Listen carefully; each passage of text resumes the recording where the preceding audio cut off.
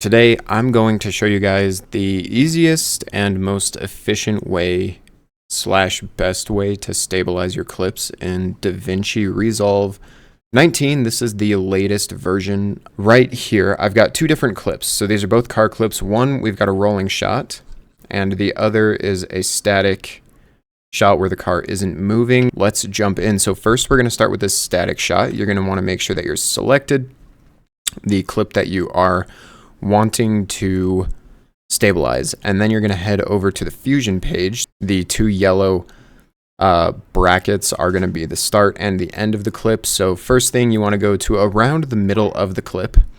Here we're going to zoom out a little bit so that we can see the entire image here. So next, you're going to right click up near the front media in, you're going to add tool, tracking, and you're going to add a tracker. So here is our tracker. So now with our tracker here, it's going to pop this little green square up.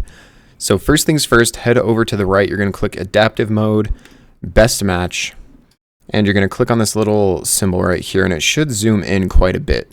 Now you're going to want to select in the crosshair a piece that is very high contrast. So I'm going to go with right here on the SV logo.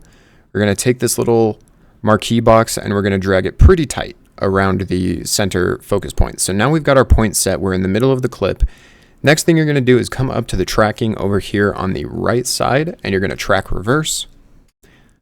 Let that run all the way back, and as you can see, it's tracking that point. Then you're going to hit track forward, and it's going to do the same thing, but through to the end of the clip. Easy peasy. First part is done. Next, you're going to go head over to the operation under tracker 1. You're going to click operation, match move. Under the merge tab, you're going to click background only, and now you're going to see a lot of gray squares here. What you're going to do is you're going to take your little timeline slider here, and you're going to go all the way back to the beginning of the clip.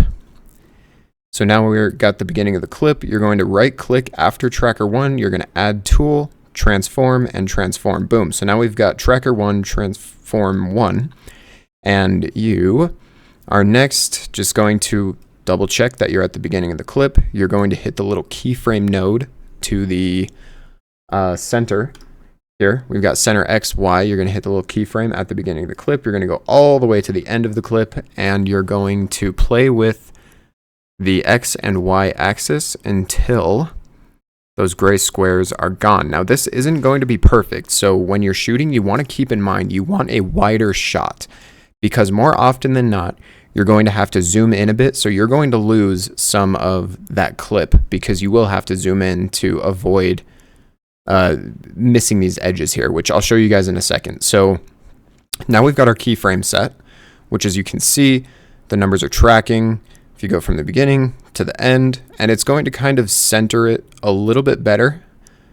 But as you can see, we're still missing some of the clip here. So you're going to go to about the center or the biggest part. So right here, as you can see, we're missing a lot. So you're going to find the biggest part in your timeline of this clip that is missing. So right about here, and you're going to go over to size, and you're going to drag that up until you don't see any checkerboard anymore. And now if you scroll through the clip, you shouldn't have any edges missing. And here we go. We're going to take a look at the clip on the regular timeline because it is done. Look at that. It's beautiful. Here it is once more. So I'm going to show you, here is after. And here is before. So we're going to delete both of those. And as you can see, it's very wobbly. Boom, done. So now we're going to work on this rolling shot here. And it's basically the exact same as the last. So we're going to navigate to the center of our clip roughly. Add another tool.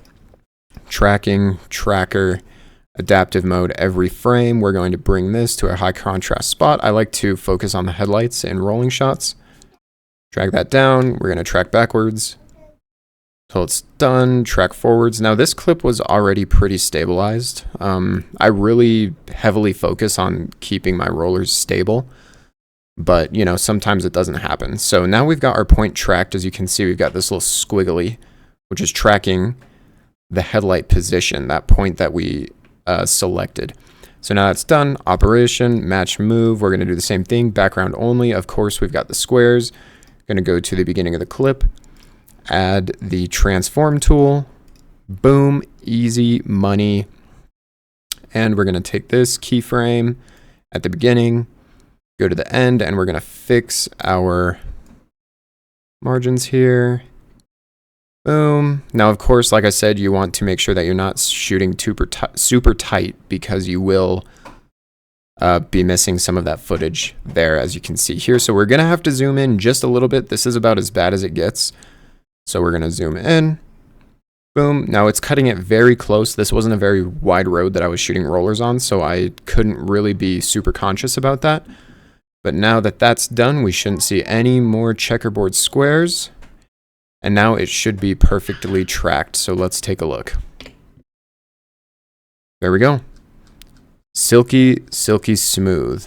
All right. And that is going to do it for this quick little DaVinci tutorial. If it helped you, let me know. If you're having issues, let me know in the comments. Leave a like, leave a comment, and I look forward to seeing you in the next video.